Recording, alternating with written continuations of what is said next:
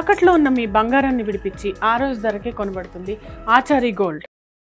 రేవంత్ రెడ్డి గారు నేను ఇక్కడ టాలీవుడ్ ప్రొడ్యూసర్స్ ని అందరినీ కలిసారు సార్. ఆయన కాలు మీద కాలు వేసుకుని కూర్చున్నాడు. జగన్మోహన్ రెడ్డి గారు రెస్పెక్ట్ఫుల్ గా అన్ని కూర్చుని అన్ని ఏర్పాట్లు చేసినా గానీ జగన్ సరిగ్గా చూడలేదు, వాల్యూ లేదు, అది ఇది అని చెప్పి వ్యాఖ్యలు చేశారు పవన్ కళ్యాణ్ గతంలో. ఇవాళ కాలు మీద కాలు వేసుకుని వీళ్ళందరూ చేతులు కట్టుకుని కూర్చున్న దానికి ఎట్లా చూడొచ్చు? నెంబర్ 1, జగన్మోహన్ రెడ్డి గారు ఏమి చేసినా తప్పు అనేది ఆంధ్రప్రదేశ్ లో ఒక సెక్షన్ ఆఫ్ పీపుల్ నిర్ణయానికి వచ్చారు. కాబట్టి జగన్మోహన్ రెడ్డి గారు నమస్కారం పెట్టినా తప్పే, జగన్మోహన్ రెడ్డి గారు కాలు మీద కాలేసి కూర్చున్నా తప్పే, కూర్చోకపోయినా తప్పే, ఆప్యాయంగా పలకరించినా తప్పే, ఏం చేసినా తప్పే జగన్మోహన్ రెడ్డి గారు. కాబట్టి జగన్మోహన్ రెడ్డి గారే నాకు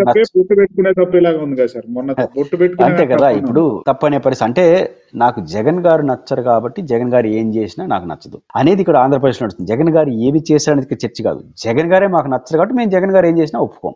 కాబట్టి ఇంకా జగన్ గారిది ఏం చేసినా మాత్రం ఆయన ఏం చేస్తాడు.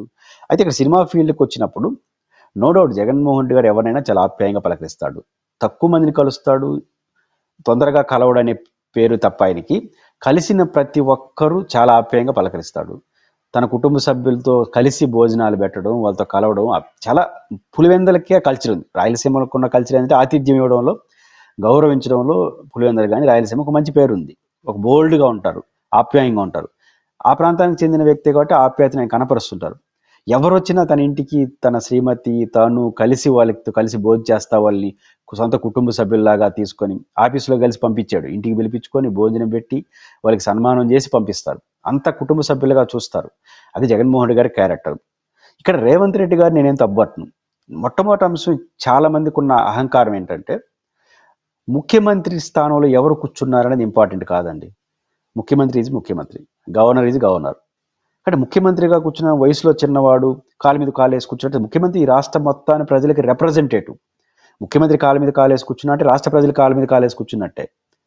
కాబట్టి ముఖ్యమంత్రి కన్నా పెద్దవాళ్ళు గవర్నర్, రాష్ట్రపతి, ఉపరాష్ట్రపతి, ప్రధానమంత్రి, కింద వాళ్ళు కాదు. కానీ మిగతా ఎవరైనా ముఖ్యమంత్రి ముందు ఖచ్చితంగా ఆ సీటుకి గౌరవించాలి. ఇప్పుడు ఉదాహరణ ముఖ్యమంత్రిగా ప్రమాణ స్వీకారం చేస్తారు. అటు చీఫ్ సెక్రటరీ ఎవరో వచ్చి ప్రమాణ స్వీకారం సంతకం పెట్టిస్తాడు. చీఫ్ సెక్రటరీ వీళ్ళందరూ నిలబడుకుంటే ముఖ్యమంత్రి కూర్చోంటాడు వయసులో చిన్నోడైనా. అటు కూర్చోవచ్చా అంటే ఆ ప్రోటోకాల్ అది. కాబట్టి జగన్మోహన్ రెడ్డి గారైనా రేవంత్ రెడ్డి గారు కూడా కంఫర్ట్ కోసం కాలు మీద కాలేసుకుంటే తప్పే ఉంది.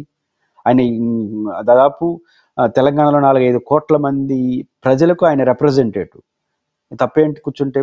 వీళ్ళందరూ ఎవరికి రిప్రజెంటేటివ్? సినిమా వాళ్ళందరూ గ్లామర్ ఉండొచ్చు, పలుకుబడి ఉండొచ్చు, అంత మాత్రాన ప్రజల ప్రతినిధులు ఏం కాదుగా, కార్పొరేటర్ కూడా కాదు కదా.